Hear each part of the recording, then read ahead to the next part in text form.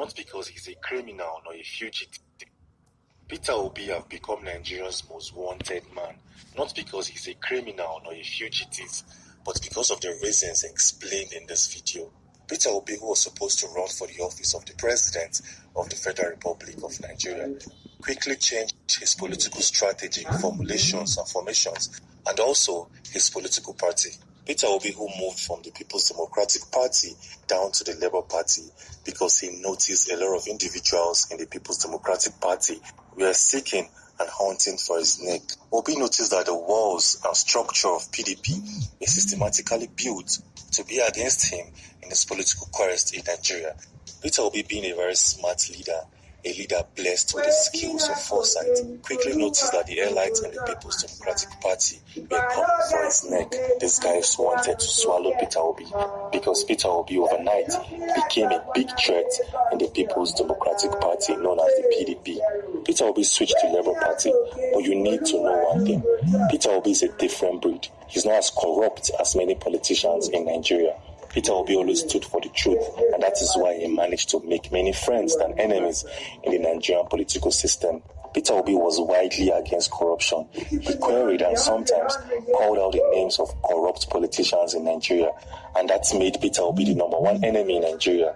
As soon as Peter Obi switched to Labour Party, a lot of politicians domiciled all across various political parties in Nigeria quickly celebrated because they thought that would lead to the sudden end of the political career of Peter Obi. Many called Labour Party a small party, and Peter Obi joining Labour Party will make him a small politician in full sense.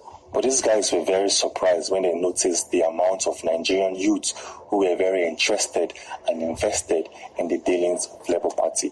As soon as Peter Obi joined Labour Party, a lot of Nigerians also switched from PDP and joined the Labour Party because of Peter Obi. Peter Obi in Labour Party became a threat. Many politicians knew that Peter Obi needed to be stopped, or else he's going to ruin their political career in Nigeria, because Peter Obi is a man who stood against corruption, a man who stood against any form of injustice in Nigeria.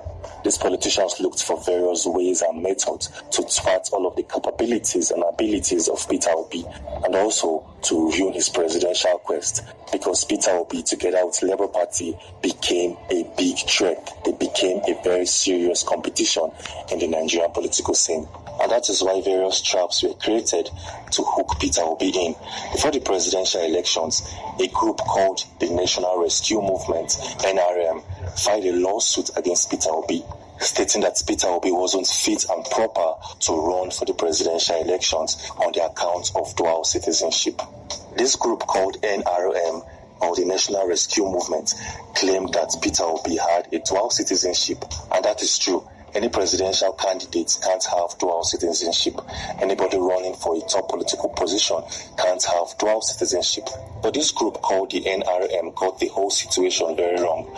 Peter Obi never had dual citizenship. Peter Obi is only a citizen of Nigeria and Nigeria alone. These guys made a big mistake because these guys were confusing honorary citizenship and a real citizenship in its real sense. What Peter Obi had was an honorary citizen from the city of Dallas in the US. This is more like a certification that the city of Dallas in the US gave to Peter Obi, and this is not a real citizenship in its true sense. Even if Peter Obi wants to travel to the US, he needs to apply for a visa and still wait for his visa to be approved before he can move or travel into the US.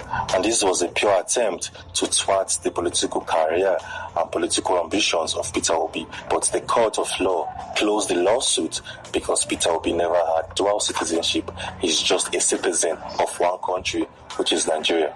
Since this attempt to stop Peter Obi from contesting the presidential elections failed, his political enemies and foes look for various means and various strategies to stop Peter Obi from contesting in the presidential elections, because Peter Obi was a threat in the political system of Nigeria at that time.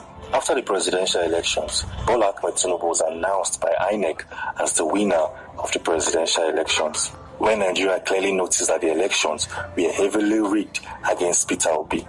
After Bola Ahmed Tinubu's announcement, many thought that this would dampen the spirit of Peter Obi, that this would dampen the morale of Peter Obi in the political system of the country, but they all got it wrong. Peter Obi never gave up. Peter Obi started his second journey in trying to reclaim his mandate from the court of law.